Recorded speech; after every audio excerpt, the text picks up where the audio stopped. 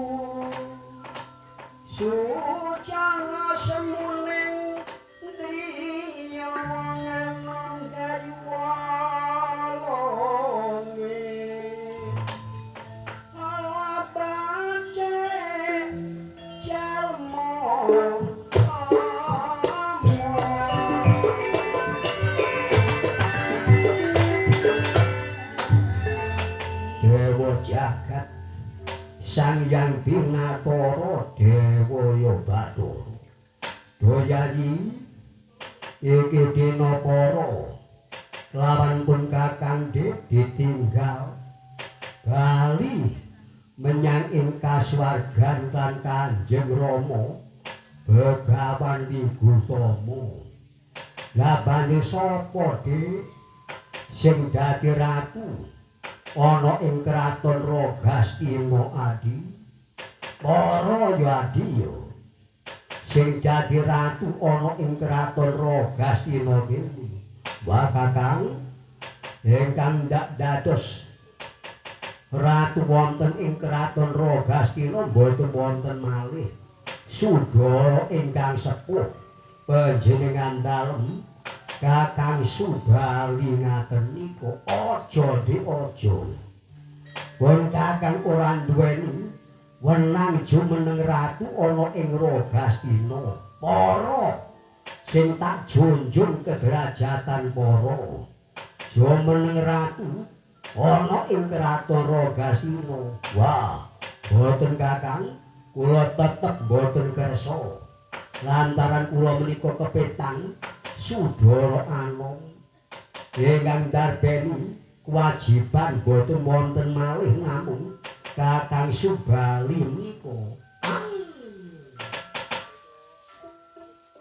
Subali napa? Kaliyan Raden Sugriwa. Rayaan boten kersa jumeneng ratu ana ing kraton Ragastina. Lantaran Subali nata menika boten kersa jumeneng ratu kepengin sanget dados pandhita. Mila piyambake meksa-meksa dhateng ingkang rani Raden Sugriwa menika. Boten kenging mose yang among tuwuh kersane yang Wasesa tunggal. Sinten ingkang cemorok saking ing Dirgantara.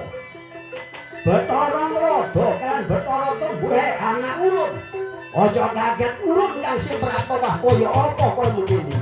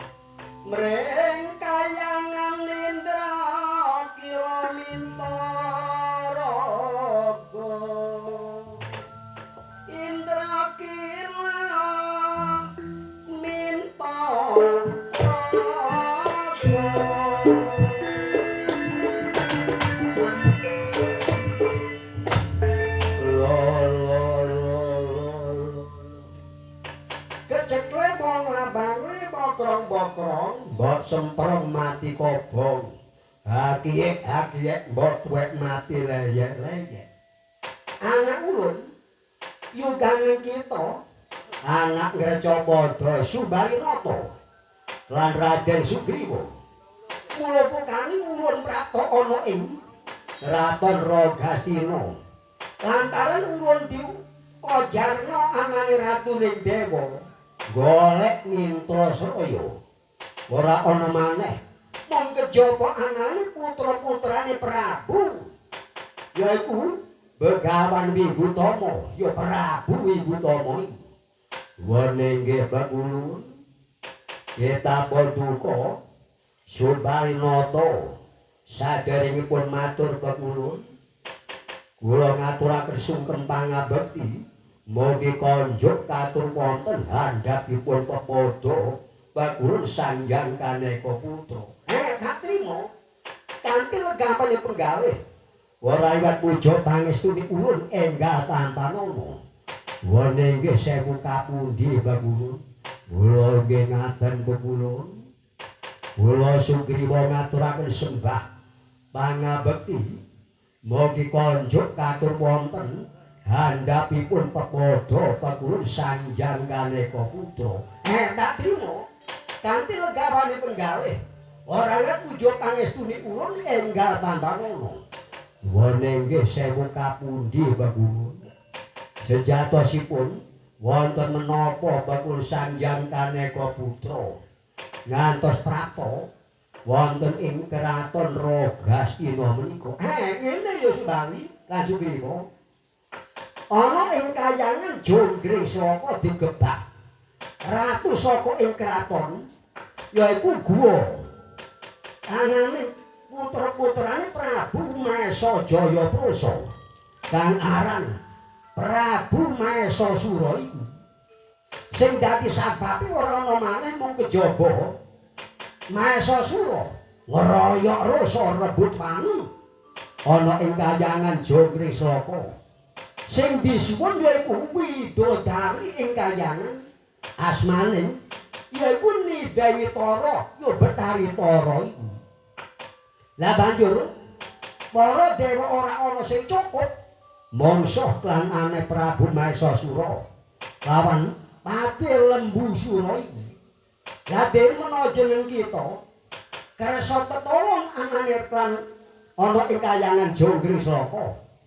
Jeneng kita bakal diganjar widodari yaiku Nidayitara iku. Seladialah. Wene nggih Bakulun ngestakaken dawuh. Adi kaya apa nggih? Nuwun nggih Kakang ingkang rayi, inggih kersa tetulung klandhen. Yen kono pun rampung. Iki dina wis balik menyang ing ana ing kraton Guwa Kiskendha iku. Sarane kudu wani tetulung anane dewa. Wene nggih Wah Adi, ayo mudhun ana ing yaiku kraton Guwa Kiskendha. Wah kaya apa Prabu Maesa Sura.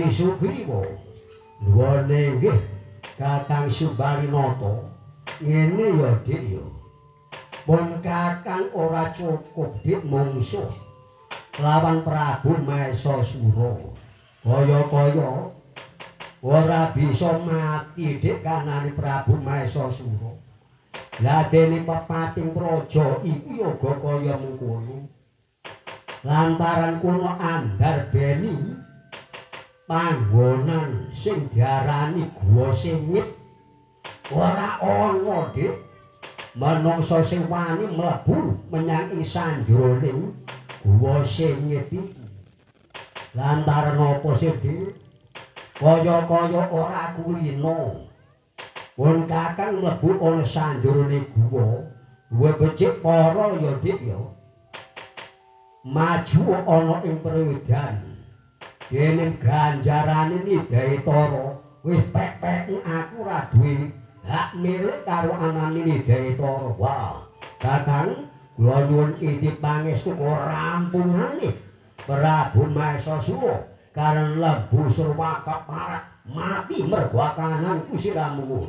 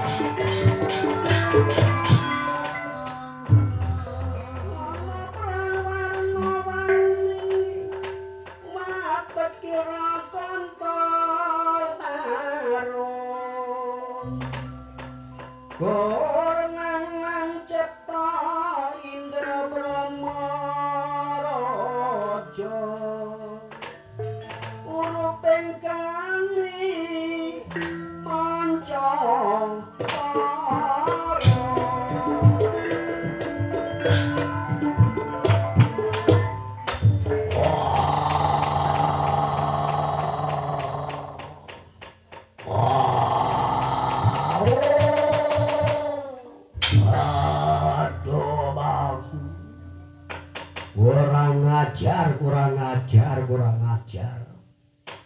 Bakulon Sangjang Kirinata golek minta saya. Ditah sing ngrupakno Rewanda. Jaramu sapa? Lan mijil saka ngendi? Setiamu menyang ing keraton Guwa Kuskendha. Setya apa siramu? Yo, yen pancen nyata sliramu guru weruh karo aku. Aku putra saka ing keraton Ragasina. Putra-putrane Kanjeng Rama Prabu Wigutama ya Begawan Wigutama. Aku kang aran Raden Sugriwa kang dadi asmaku. Balik sapa kang dadi asmamu? Apa siramu Prabu? Yaiku Maesasura. Wah, dudu kananku anak angger Prabu Maesasura. Ya aku bapating praja ana ing kraton Guwa Kuskendha. Ya aku patih Lembusura kang dadi asmane. Ya Ranu Sugriwa, sedya apa? Kowe wani mancing ana sanjeroning alun-alun kraton yaiku kraton Guwa Kuskendha. Ya yen pancen nyata sliramu goro ngerteni karo aku. Ya aku minta serayane Pakuwun Sanjang Girinata. Iki dene siramu anuta karo Sugriwa. Lah dene siramu ora gelem anut sedya apa wae keparat.